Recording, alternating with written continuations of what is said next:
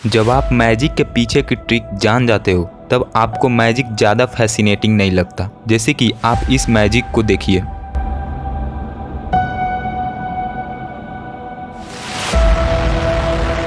अब सुनिए इस मैजिक के पीछे की ट्रिक। यहाँ पे मैजिक मैजिशियन के हाथों में नहीं है बल्कि ग्लास में है। ये ग्लास कोई नॉर्मल ग्लास नहीं है बल्कि ये एक सेल्फ बेंडिंग ग्लास है जो खुद मुड़ जाता है। वैसे क्या अब ये मैजिक आपको कुछ खास लग रहा है?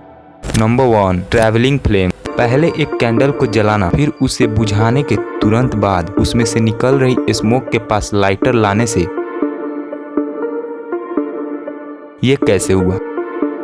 आपको तो पता ही होगा कि जब एक कैंडल जलता है तब कैंडल का वैक्स वेपर में कन्वर्ट होता है और कैंडल में और कुछ नहीं बल्कि ये वैक्स वेपर ही जलता है। तो जब हम कैंडल को बुझाते हैं तब उस कैंडल से निकल रही स्मोक में वैक्स वेपर का मात्रा बढ़ जाता है और जब स्मोक के पास लाइटर लाया जाता है तब स्मोक में मौजूद वैक्स वेपर जलने लगता है और जलते जलते कैंडल के पास पहुंच जाता है। Number 2, spoon bending.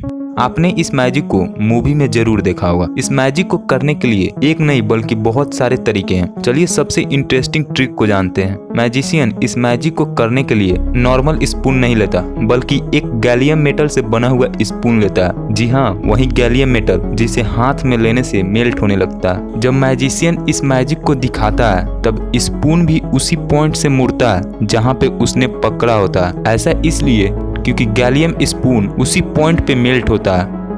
ये कैसे हुआ आप इस पे मत जाना क्योंकि ये एडिटिंग किया हुआ है। Number 3, burning money. ये एक्सपेरिमेंट कोई मैजिक से कम नहीं है। इस एक्सपेरिमेंट को भी बहुत से मैजिशियन मैजिक कहकर दिखाते हैं। इस मैजिक को करने से पहले नोट को नहीं जलने लायक तैयार किया जाता है। सबसे पहले अल्कोहल और वाटर को एक साथ मिलाया जाता है, फिर उसमें नोट को डाला जाता है, फिर उसमें आग लगाई जाती है।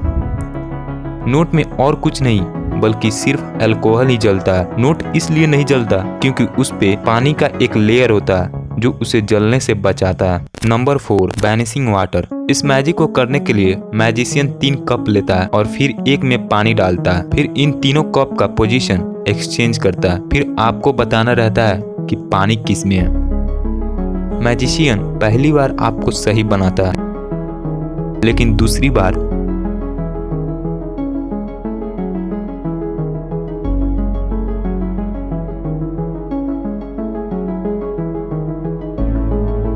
तो पानी गया किधर? असल में पानी उस कप में ही है लेकिन सॉलिड फॉर्म में है। जब मैजिशियन ने पानी दूसरे कप में डाला था तभी पानी सॉलिड में कन्वर्ट हो गया था क्योंकि मैजिशियन ने कप में पहले से ही सोडियम पॉलीएक्रिलेट नाम का एक केमिकल रखा था जो पानी को ऑब्जर्व कर लेता है। तो जब मैजिशियन ने पानी दूसरे कप में डाला तब ये केमिकल पानी को ऑब्जर्व करके सॉलिड में कन्वर्ट हो गया और कप से चिपक गया, इसलिए पानी नहीं गिरा।